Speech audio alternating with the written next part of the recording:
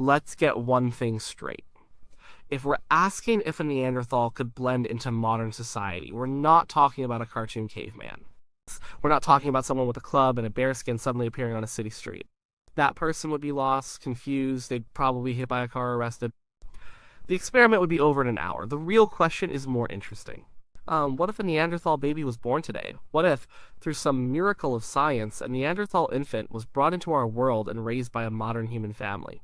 They would learn our language. They would go to our schools. They would eat our food. They would be one of us from day one. Could that person blend in? Could they get a job, make friends, find a partner, and live a normal life? The answer is complicated. It's not a simple yes or no. To figure it out, we have to look at them piece by piece. We have to look at their body, their mind, and their social self. And we have to be honest about our own world. A world that isn't always kind to people who are different. First, there's the physical side of things. The first impression. A Neanderthal would not look like the average person. We know this from their skeletons. They were shorter and stockier than us, on average. They had thick, strong bones. Their chests were broad, almost barrel-shaped. Their arms and legs were shorter in proportion to their bodies. This was a build designed for power and for conserving heat in a cold climate. In a t-shirt and shorts, they would stand out. People would notice their powerful build. In a world where many people have office jobs, a body built for wrestling Ice Age animals would look out of place. They would likely be incredibly strong, stronger than almost any modern human they'd meet.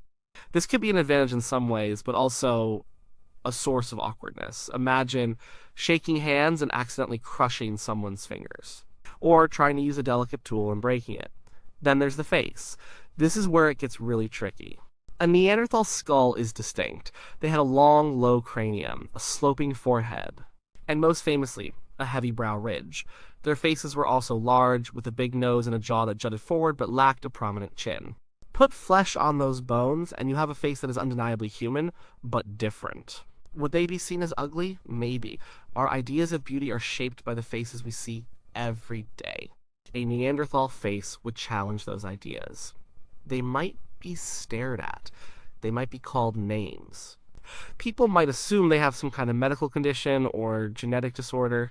A hat pulled down low, and maybe some glasses could help them go unnoticed in a crowd. But in a one-on-one conversation, their features would be obvious. So, blending in visually would be hard. Not impossible, but a constant challenge. They would always be that person who looks different.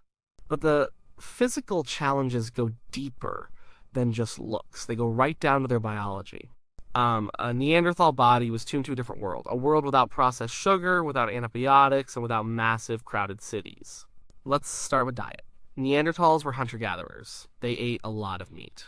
They ate what they could find. Their metabolism was likely geared for a high-protein, high-fat diet with very few simple carbohydrates. What would a modern diet do to them? A diet of bread, pasta, soda, and candy could be a disaster.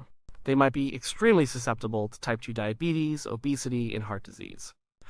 The food that we consider normal could be poison to their system. They would need a very strict, specialized diet just to stay healthy. Then there is the immune system. This might be the single biggest physical hurdle. Our Neanderthals lived in small, scattered groups. They weren't exposed to the sheer variety of germs that we are. A modern city is a giant petri dish of viruses and bacteria from all over the world. Our immune systems have spent thousands of years adapting to life in crowded agricultural societies. We have genetic resistance to diseases that have been with us for centuries. A Neanderthal would have none of that. Their immune system would be naive. The common cold could put them in the hospital.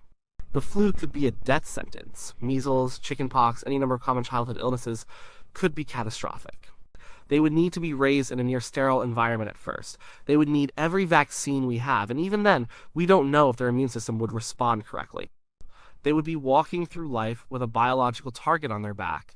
Every handshake, every bus ride, every crowded room would be a gamble. Their bodies were also built for the cold. Their stocky build and large nasal passages were great for warming air in the Ice Age. But what if they lived in a hot place like Arizona or Thailand? They would be at constant risk of heat stroke. They would be sweating all the time, deeply uncomfortable in a climate that many modern humans enjoy. So physically, life would be a struggle, a constant battle against a world their body was not made for. They could survive with a lot of medical help and careful management, but blending in, feeling normal in their own skin, would be another story. Now, let's move on to the mind. This is where the stereotype of the dumb brute really gets in the way. The evidence simply doesn't support it. Neanderthal brains were, on average, slightly larger than ours. Size isn't everything, of course. Structure matters more, and their brain structure was a bit different. Their reconstructions of their brains suggest they had larger occipital lobes, the part of the brain that processes visual information. This makes sense for a hunter who needed to spot prey from a distance and navigate complex landscapes. Their parietal lobes, which are involved in sensory integration and tool use, might have been smaller than ours. What does this mean for how they would think? It's speculation, but we can make some educated guesses. They might be brilliant visual and spatial thinkers. Give them a map, and they might understand it instantly. Ask them to assemble a complex piece of furniture, and they might do it without looking at the instructions. They might have an incredible sense of direction and an amazing memory for places. But the modern world is built on more than just spatial thinking. It's built on abstract and symbolic thought. Things like money, laws, religion, and corporate structures are all abstract ideas. They don't exist in the physical world. You can't see or touch the economy. Would a Neanderthal brain be able to grasp these concepts? Maybe. They had some symbolic thought. They buried their dead, which suggests they had some concept of an afterlife or at least a deep sense of ritual. They used pigments and made simple ornaments, but this seems to be a step below the explosion of art, symbolism, and complex culture we see with modern humans. School would be the first major test. A Neanderthal child might struggle in a traditional classroom. Sitting still for hours learning abstract math, reading long passages of text, this might not play to their strengths. They might be seen as having a learning disability. They might get frustrated and act out. A different kind of education, one that was more hands-on and vocational, might be a better fit. Learning by doing, not by listening to a lecture. And then there's language. This is a huge, huge question. Could they speak like us? Physically, it seems so. Their hyoid bone, a small bone in the throat that supports the tongue, was almost identical to ours. Reconstructions of their vocal tract suggest they could make most of the same sounds we can. Their voice might have sounded different, maybe higher pitched or more nasal. They would have a unique accent, but they could probably form words. The real issue is in the brain. Could their mind handle the complexity of modern language? Our languages are built on something called recursion. We can embed clauses within clauses. We can say, the dog that the boy who was wearing a red hat saw ran away. This kind of complex grammar might have been beyond them. Their own languages might have been simpler, more direct. Boy has red hat. Boy saw dog. Dog ran. A Neanderthal raised from birth would learn English, or whatever language was spoken around them. But they might always struggle. They might speak in simpler sentences. They might have a hard time understanding nuance, sarcasm, or complex jokes. In a world where so much depends on communication, this would be a major barrier. They might be able to have a simple conversation, but could they write a business email, argue a legal case, or write a novel? It seems unlikely. This communication gap would make it very hard to form deep connections and to succeed in many professions. So mentally, they would not be dumb. They would just be dumb, different. Their intelligence would have a different shape. They might be a genius at some things and struggle immensely with others. Our society is built around a certain type of intelligence. If you don't have that type, you are often left behind. A Neanderthal would be the ultimate outsider in our cognitive world. Finally, we have to consider the social and emotional side. This is where we might find the most common ground, but also the most painful disconnect. The idea that Neanderthals were solitary brutes is wrong. The evidence shows they were deeply social. They lived in small, tight-knit family groups. They took care of each other. Skeletons have been found of individuals who had debilitating injuries but lived for years afterward. One famous example, the old man of Shanidar, was partially blind, had a withered arm, and walked with a limp. He could not have survived alone. His family must have fed him, protected him, and cared for him. This tells us something profound. They were capable of empathy, compassion, and long-term commitment. They could form strong bonds, so a Neanderthal raised in a loving family would likely be able to love back. They could have friends, they could feel loyalty and grief, they would be a fully emotional human being. But their social world was tiny. They might have known a few dozen people in their entire life. Every single person they met, they would know intimately. They would know who to trust and who to avoid. Now, drop that person into a modern city of millions. The sheer scale of it would be overwhelming. The constant stream of anonymous faces, the noise, the lack of personal connection. For a brain-wired for a small group existence, this would be a recipe for extreme anxiety.